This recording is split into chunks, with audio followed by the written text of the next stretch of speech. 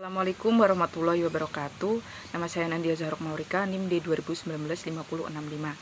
Di sini saya akan mempresentasikan hasil review jurnal dari Hetty Krisnani, Melanie Budiarti Santoso, dan Destin Putri tentang gangguan makan anoreksia nervosa dan bulimia nervosa pada remaja. Pertama, saya akan menjelaskan tentang pengertian anoreksia nervosa dan bulimia nervosa. Anoreksia nervosa adalah gangguan pola makan dengan cara membuat dirinya merasa tetap lapar, self-starvation.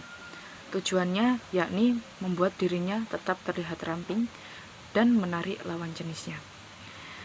Kebanyakan gangguan ini menyerang seorang remaja. Gangguan ini ditandai dengan penolakan untuk mempertahankan berat badan. Sedangkan bulimia nervosa adalah gangguan pola makan yang ditandai dengan usaha untuk memuntahkan kembali secara terus-menerus apa yang telah ia makan. Tanya mengalami kelainan makan yang terlihat dari kebiasaan makan yang berlebihan dan terjadi secara terus-menerus. Masa remaja adalah masa mencari jati diri. Bagi seorang yang sudah memasuki masa pubertas, akan lebih mementingkan penampilannya. Hal ini sering terjadi di kalangan wanita. Setelah mengalami masa pubertas, ia akan mengalami pertambahan berat badan yang signifikan dan akan membuatnya menjadi gemuk. Kebanyakan wanita yang memiliki tubuh langsing adalah bentuk kecantikan, kebahagiaan, dan kepopuleran. Untuk itu, banyak wanita memilih untuk menjaga pola makannya dan tak jarang mereka sangat khawatir jika setelah makan ia akan menjadi gemuk. Akibatnya, remaja mengalami gangguan makan atau yang disebut dengan eating disorder, seperti anoreksia nervosa dan bulimia nervosa. Anoreksia nervosa adalah gangguan makan yang ditandai dengan penurunan berat badan yang drastis dan disengaja yang dilakukan oleh penderitanya.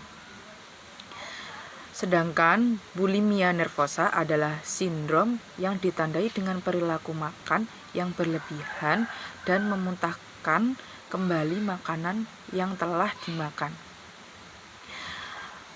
Perilaku ini sering terjadi di kalangan kaum wanita menengah atas yang sangat peduli dengan penampilannya. Beberapa faktor penyebab gangguan anoreksia nervosa dan bulimia nervosa adalah sebagai berikut. Faktor sosiokultural. Banyak wanita beranggapan bahwa standar kecantikan wanita adalah memiliki tubuh yang langsing. Selanjutnya yakni faktor psikologis. Yang pertama yakni diet yang terlalu ketat. Yang kedua yakni ketidakpuasan terhadap tubuh memicu seseorang untuk melakukan berbagai cara untuk memiliki tubuh yang langsing. Yang ketiga yakni merasa kurang memiliki kontrol. Yang keempat yakni kesulitan berpisah dengan keluarga dan membangun identitas individu. Selanjutnya yakni faktor keluarga. Memiliki konflik dengan keluarga dan kurangnya kedekatan anggota keluarga.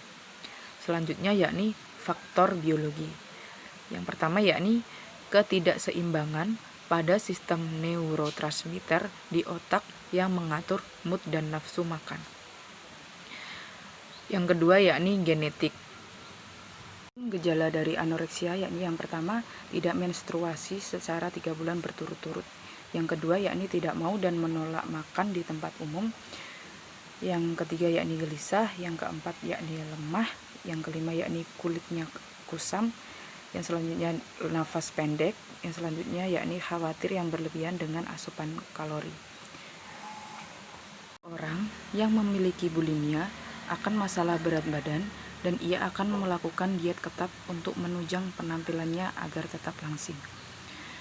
Menurut penelitian terbaru menunjukkan bahwa kelainan ini terjadi karena proses kimiawi yang ada pada otak. Para ahli menduga bahwa kelainan neurotransmitter di dalam otak, terutama pada neurotransmitter serotonin yang memicu gangguan makan bulimia. Adapun beberapa akibat dari bulimia yakni sebagai berikut. Yang pertama yakni pembekakan pada kelenjar lidah di pipi. Yang kedua yakni jaringan parut di buku jari tangan yang digunakan untuk merangsang muntah. Yang ketiga yakni pengikisan emel gigi akibat bulimia yang sering muntah dan mengeluarkan asam lambung. Yang keempat yakni gigi sensitif. Yang kelima yakni masalah pada kelenjar ludah yang berupa rasa nyeri atau pembengkakan. Yang keenam yakni paparan asam lambung berlebih pada kerongkongan bisa menyebabkan borok. Yang ketujuh yakni terganggunya pencernaan. Yang selanjutnya yakni kasus anoreksia nervosa dialami oleh seorang model dan artis asal Perancis yakni Isabelle Caro yang meninggal dunia di usia 28 tahun karena penyakit yang dideritanya. Caro menderita gangguan anoreksia sejak umur 13 tahun. Pada tahun 2006, ia pertama kali dirawat di rumah sakit dengan berat badan hanya mencapai 25 kg. Penyebab ia menderita gangguan anoreksia adalah ia memiliki fobia yang besar.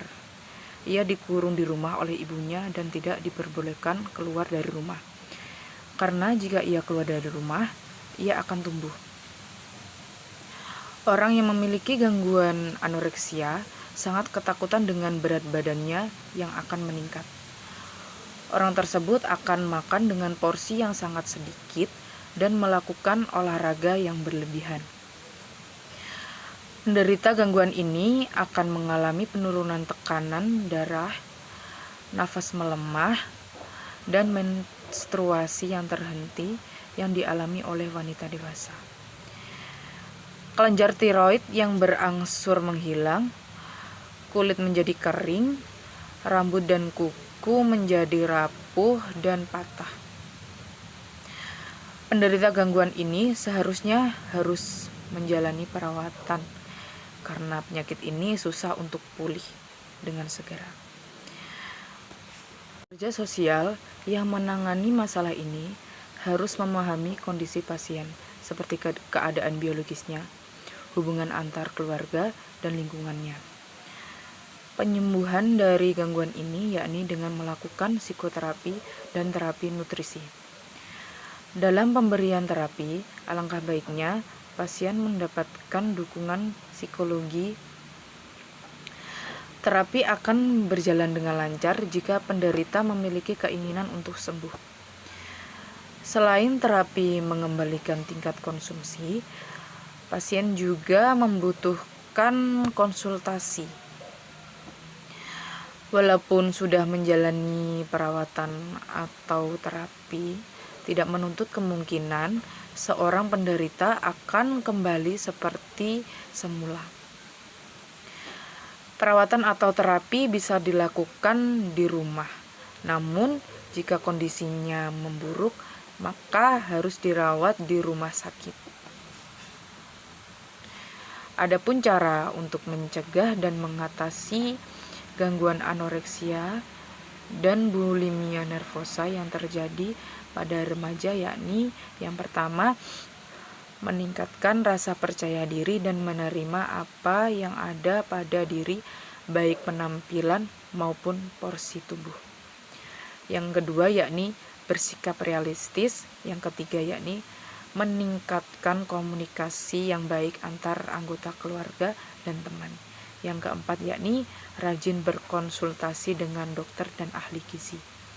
Sekian presentasi dari saya, kurang lebihnya mohon maaf apabila ada tutur kata yang kurang berkenan. Wassalamualaikum warahmatullahi wabarakatuh.